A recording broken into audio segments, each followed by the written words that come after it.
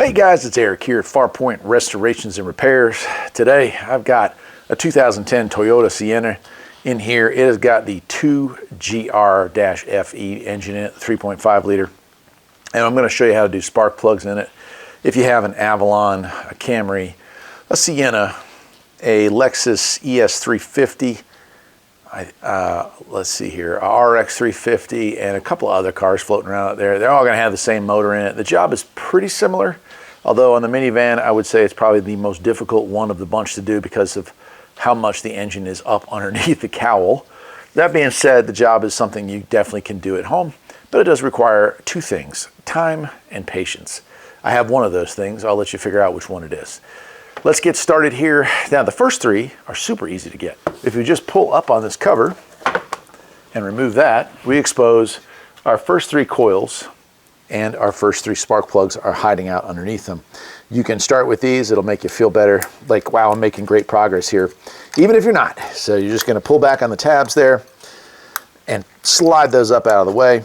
10 mils to take those loose. Once you've got those out, you can lift those coils out. Something you're looking for here is that covered in oil. If it is, you have valve covers that are leaking, and you'll need to address that problem before replacing the spark plugs, or you're just going to cause damage to coils and spark plugs going down the road. In this case, thankfully, nice and dry, no issues. Next up, I'm going to put an extension on a 3/8 ratchet, and go ahead and do this by hand. Don't use a tool for that. Don't use an electric tool or an impact tool. If you shatter the porcelain on this, that can then drop down into the engine and cause a whole lot of trouble. It looks like something's been living. You can see like a mouse was hanging out here. Try real hard not to get anything down in these cylinders. Although a piece of, like a bird seed or something like that, the engine should be able to pass that without causing any damage. I wouldn't want to risk it and take an unnecessary chance on that. Once those three are loose, we're just going to take a little magnet here and grab those, and you can take a look at them and see if you have unusual wear pattern. It's a little reddish. Let's see if you can see that, but I don't know. It's not my favorite look. Not that one is too at the end. Now, something to know, PK20R11 is this is HR11, and it's a Denso plug. NGKs will also work, but I wouldn't use anything other than Denso or NGKs for this. And you want to make sure they're iridium, not double platinum, iridium. So these are FK, right? I got IK, but we're going to measure those out. They're going to be identical. And you can go ahead and insert those. You slide them down in there gently. And we'll do that with the front three, and we're going to be moving on. We'll be halfway done before you know it, right? I wish that was the case, but engineers hate us and want us to suffer. And when it comes to the 3.5, they figured out a way to do it. So start those by hand, and then we'll tighten them up with the 3/8 ratchet. Again, don't use an impact or an electric gun for this job, right? And then we can reinstall our coil packs. I'm going to leave this number 6 one off because I'm actually waiting for a coil. It has a bad coil in it. But we can move on to the next phase. In fact, I think what I'll do is I'm going to lay a coil down in there just so we don't end up having something drop down in there. Get those started, tighten those down. Again, 10 mil. And then you're going to push your plugs back in. Every one of these plugs, you can see it, the tab broke when I pushed on it. It's not the end of the world. They should be fine. If you really want to go crazy, you can wrap a zip tie around. But honestly, if that happens, it's not that big of a deal. I just leave them be. All right, well, we're done. That's it. The game's over. Now, unfortunately, the fun is about to begin. This cowl has to come off. The metal rain tray has to come off. And because of that, the wiper blades and wiper motor assembly all have to come out as well. So I'm going to reposition the camera. I'm going to show you how to take all that apart. And then we can actually get started on the rear bank, which does take a good amount of time. Okay, so you got caps that hide, those little caps there. They hide 14 millimeter, I believe they are. Let's find out if my memory is good. Yeah, I know my memory is not good, but I think it's good when it comes to this. Yep, 14. All right, I'll take those loose, set those aside, and then we're gonna have to close the hood here for a second. Not all the way, but enough, right? Once we've got that closed, we can grab this, lift up, and they should slide right out. We'll set those off to the side because we won't need them for a good long while, unfortunately. There we go. All right, with those out of the way, we can bring our hood back up, and we're ready to move on to the next step. Got this little bower light I'm using for this project, and really it comes in pretty handy. Finding a good spot for the magnet sometimes can be a little tricky. All right, next up, in order to remove this, we're going to pull this up. There we go. Kind of pulls, I got something on this side sticking, I can't remember. There we go. And we'll get that and just lay that off to the side as well.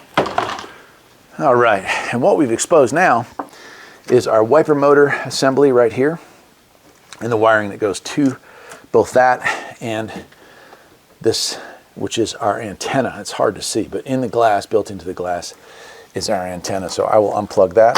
That's going to stay with the car. I'm going to unplug this, which is going to have to get fed back. So this whole piece here comes out through here. So we'll have to undo these tabs and feed this wiring back through. See how I just broke that loose there? Okay. So I'll get a pair of pliers here.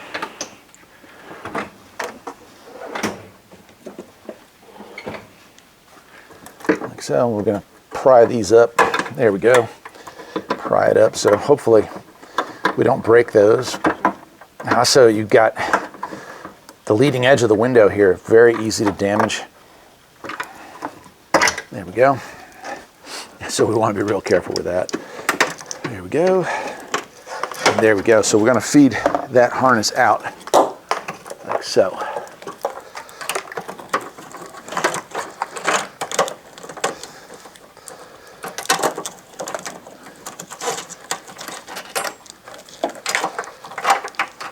All right, next up, 1, 2, 3, 4 10 millimeter, and that's going to allow us to remove our wiper motor assembly, and we'll be able to gain access to the bottom half of the rain tray.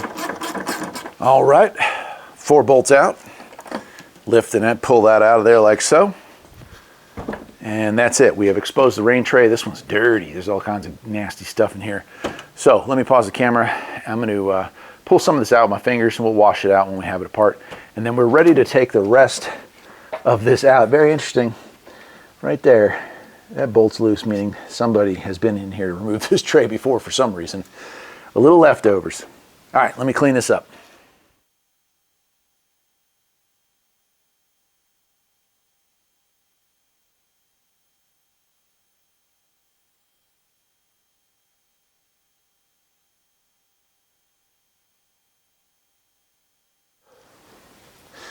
All right, so here we are. We've got the tray out of the way. We've got the air box out of the way.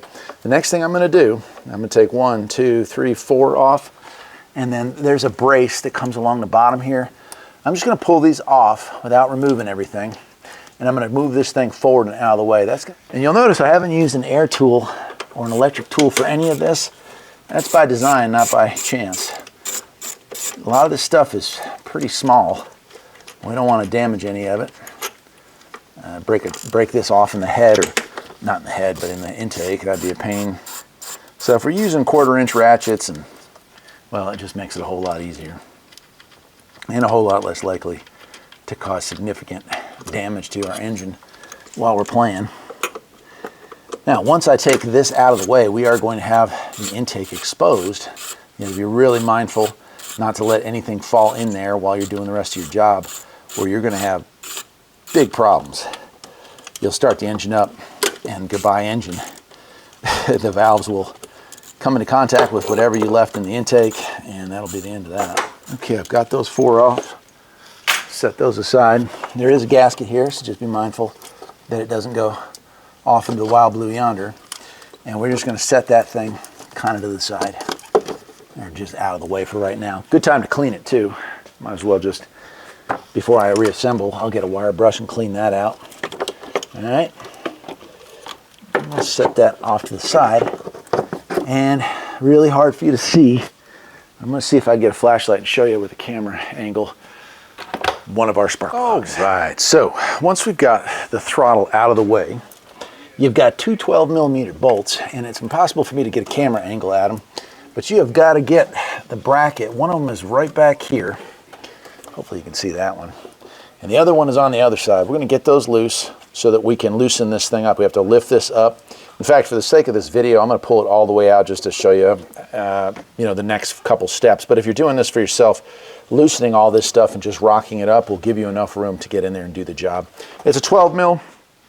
If you have it, I recommend using a ratcheting wrench like that. That'll help get that job done. All right, I got that loose.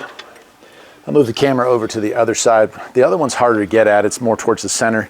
They are angled a bit down. They're not coming in straight. They kind of have this tilt to them, so just be aware of that. This one's tougher to get to. I'm going to feel it out. You're not going to be able to see it. You just gotta feel it, and there it is. Man, that is...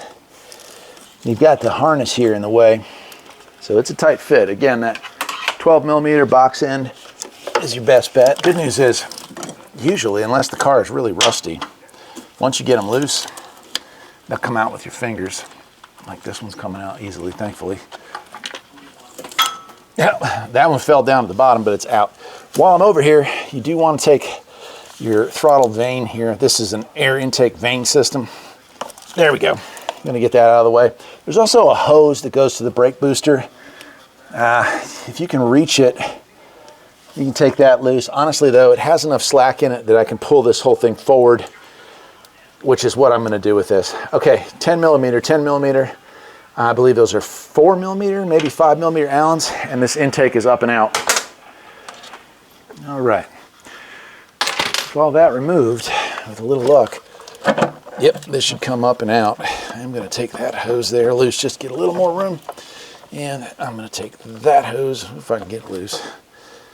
Oh, it's loose on the other side. I don't have to worry about that. Pull that back like so. I'm going to lift this up and pull it back towards me and out of the way. And what do you know? All right, let me flip that up. Now it's completely out of the way. And the next thing I want to do, and you should definitely do this, is you're going to get some towels and you're going to cover up your intake, because you do not want anything accidentally falling into that abyss there. You got big, big problems. All right, let me move the camera over and you'll see what we got next. All right, extremely hard to see here, but 1, 2, 3 coils. You've got this metal plate here that's in the way on this one. Gonna have to move that. There's another 12, but it's easier to get to now. This is a 10. This whole bracket will move back to get you access. So you do have some wiring here. You can see I've already released that. And you'll probably have to take this one off to pull that back slightly more. But it's just a matter of time before this thing gives up and succumbs to the inevitable, which is a spark plug replacement job. I'm going to take that one loose. All right, so I can move that up and out of the way, and you're going to have enough clearance to get these out of here. This also, you just kind of pull up if you need to have a little more slop. There's another bolt over here, so depending on how much room you think you need, you'll have it, okay? All right, so the next thing I'm going to do here is I've already got this one coil pack unplugged, and I'm going to go ahead and start with taking that 10 mil right there out of there so I can get this coil up and out of the way. Probably not a lot, but once you get that loose, you should be able to fish it around the wiring harness, up and out. All right, so there's one of the back coils. This, I'm gonna go ahead and replace that plug while I have the chance. These back plugs are a little tighter because of the excess heat back here. And these coils back here are the ones that usually fail. So if you're considering replacing coil packs, now's a good time to do it. All right, there we go. One back plug down the tubes right there. New plug. Gonna go ahead and slide that one back into place. Now on the back bank, I do one at a time. You can choose to do it any way you want to. Just for me, I even feel like it's easier just to kind of do them in stages like this. And I don't get too far ahead of myself or forget a spot. And hopefully you can see what I'm doing here, but I drop the plug in, I drop the socket in, and then I drop the extension in. That way I can get them all in there in one shot, because there's not enough clearance between that and the firewall to do it all at once.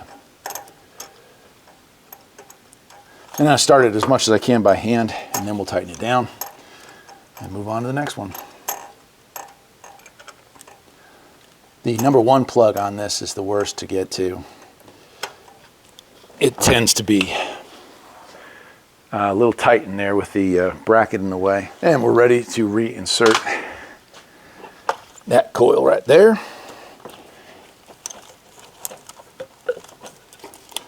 And again, be mindful if you see any kind of oil on that coil pack, you're going to want to replace that valve cover while you have this whole thing tore apart. Because if you don't, you're going to end up eating up coils and causing pretty serious misfires pretty quickly with these things. They don't put up with a whole lot of trouble there. All right, put my 10 back in here, which is a little tricky. And of course, I recommend that when you get the whole job done, you go through before you start reassembling anything, and you make absolutely sure that everything is back where it belongs, because it's a long trip back in here. All right, I'm going to start taking out the second one.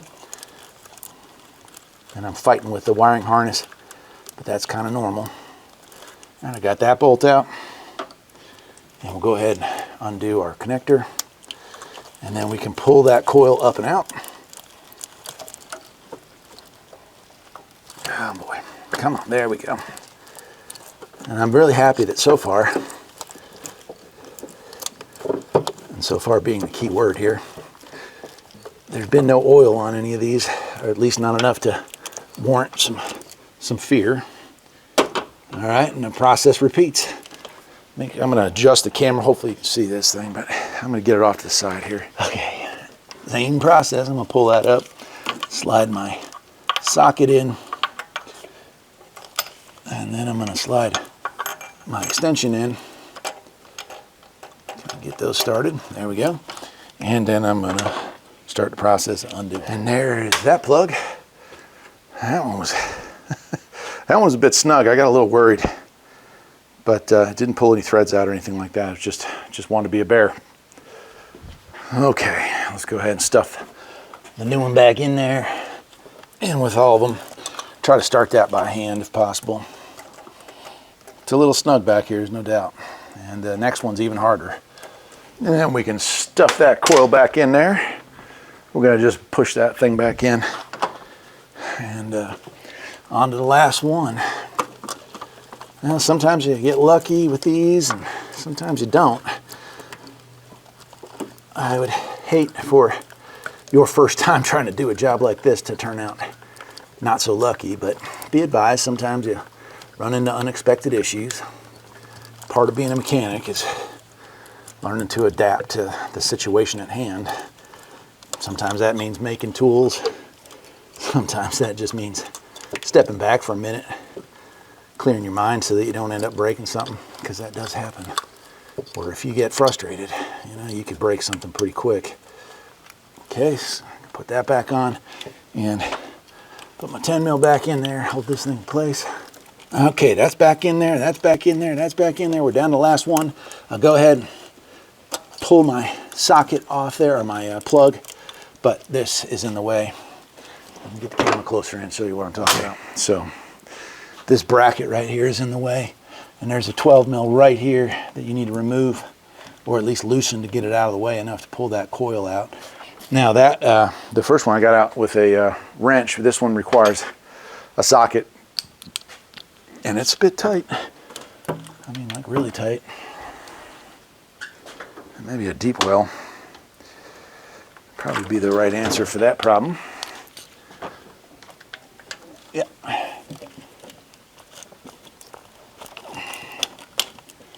Right.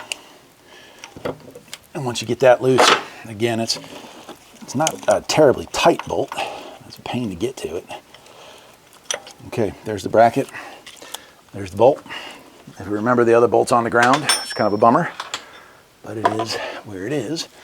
And I'm going to use a 1/4 inch deep well to get to this last 10 so I can get this coil out. Again, this one here has more wiring and more bracketry and more stuff in the way than the other 5. That's the meanest one. Usually it's the middle one on the old 3.3s and 3.0s, which I did a ton of those as well over the years. It was the one in the middle. There was a bracket in the way that always made that one kind of a pain. Although that one there, you could do that without taking the intake off. And it was a good way for techs to save a little money, make a little money really. We could beat the time on that. So there's the coil for that one. The rest of the process is exactly the same as it was on the others. I'll drop our socket down in there first. Get our plug in there. And there it is. There's your 6th spark plug. Let's go ahead and swap that one over. In it goes. In goes the socket. In goes the extension. We'll hand tighten that just like we have the rest. Now you can choose to replace the valve cover gaskets, or I'm sorry, the intake gaskets, but they can be reused, which is a weird feeling when you're used to cardboard gaskets, paper gaskets. You don't want to try to reuse one of those things, you'll get burned. But these rubber ones have incredible resilience. And even after all these years, they're still soft and pliable enough to be reused. And occasionally you'll run into one that's got something wrong with it or gets damaged while taking it out or whatnot. But most of the time you can get away with it. And that, my friends, is it. Let's get back to it. All right. So I'm making sure that all my stuff is on here. I'm going to now reinsert my 12 mil down here on this bracing. Like everything on this job has been, it's a bit of a trick. We'll get that going. I want to make sure we don't pinch anything when we're tightening that harness, because there is wire that goes around it. And I'm going to finger tighten that for right now. I'm going to tighten it the rest of the way. That being said, so I can make sure that I have it just where I need it to put the bolt back in. But things I can reattach, I'm going to reattach this 10 mil that holds the harness. I'm going to reattach this piece right here onto the bracing, like so. And then that one right there goes right there. So those, once we get all that in place, we can roll our intake manifold back into position. But make sure, I'm going to wipe down my intake runner. Make sure that they're all still sitting where they should be, and they look good to me. And then we're ready to flip this. Well, let me take one last look, make sure I'm not missing something. Everything's plugged in, everything's back where it should be. All the nuts and bolts are tight. Oh, not quite, I forgot one. And that's why we check. Customer would have come back complaining about a rattle. And that'll haunt you in your dreams right there. Something simple. I don't know how many times I've done a job where I get done and I have a leftover nut or a bolt, and I'm like, oh no, that is not good. And it never is either. Okay, now we're ready to throw that thing back into place. And we're going to flip that over. And we're going to kind of slide it back in there.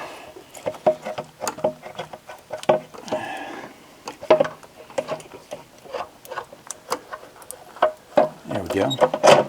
And there it is. Right? Before I forget, I'm going to go ahead and do that first, because I will forget. And then we're ready to put, we got 2 10s, one on each end. All these by hand, make sure you start them with your fingers. You don't want to cross thread something into the aluminum of the lower intake. It's easy enough to do that and damage the intake. Okay, when doing the final tightening, what I like to do,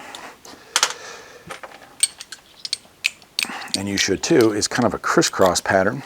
All right, I'm going to tighten the outer two. Okay, and then I'm going to switch back over to my Allen, and I'm going to hit them like that. And these don't have to be stupid tight either. I mean, you can break this fairly easily. It's very small. That's why I'm using 1/4 inch stuff for this. All right, we'll get to 12 mil for this bracket that's holding it onto the side of the intake. We'll get that one started. Okay, now before I put my throttle back on, I'm going to clean it. Now I can reattach this hose here. So I'm going to clean that up a little bit. I'm just going to get some brake cleaner and a rag and kind of wash off any carbon. It's really not dirty. I had it cleaned not too long ago. I took this thing in and was doing something else to it. I can't even remember what I was doing to it, but don't want to use abrasives These are finely polished, and if you use a wire brush to clean this, you can and will end up with issues because it'll cause it to stick. The carbon will stick to it when it's when it gets scuffed up like that. I'm just going to clean the blades. Do this with a key on, and you'll cut your fingers off. And I'm not kidding about that. It's really nasty. Okay, so that's done. I got my gasket sitting here on the table for the intake. I'm going to wipe that off and clean that up a little. All right. And then to sit in here, it faces up. That little tab sticks through facing up, like so. I'm going to slide that back into position. Get our 410s. Okay. Wow. Okay. Well, we're ready to insert the air filter back in its hole. Be mindful here when you're putting these filters in that there is actually a rhyme to that reason, and it sits like that. 4 of the edges are curved. One edge has got a tab sticking out. You'll never be able to get the thing back together if you don't get that in there right. And I've seen younger techs really struggle trying to figure that little secret out. Okay, we're almost there, my friends. All right, let's get this air filter box back in.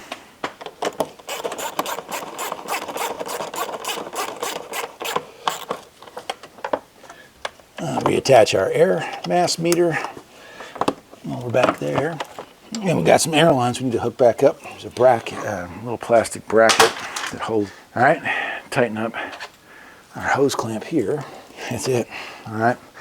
Now, I've got to tighten up these two here. I'll do that off camera here for a second, and then we'll get back to putting our cowl back on. I'm also going to vacuum out any of this trash that's around here. So give me a second to do all that, and we'll finish this job up. Well, all right. Time to reinstall our rain tray. And just be mindful yet. Wiring here, we don't want to damage the paint of the customer car or anything like that. Yep. And it'd be easier. There we go.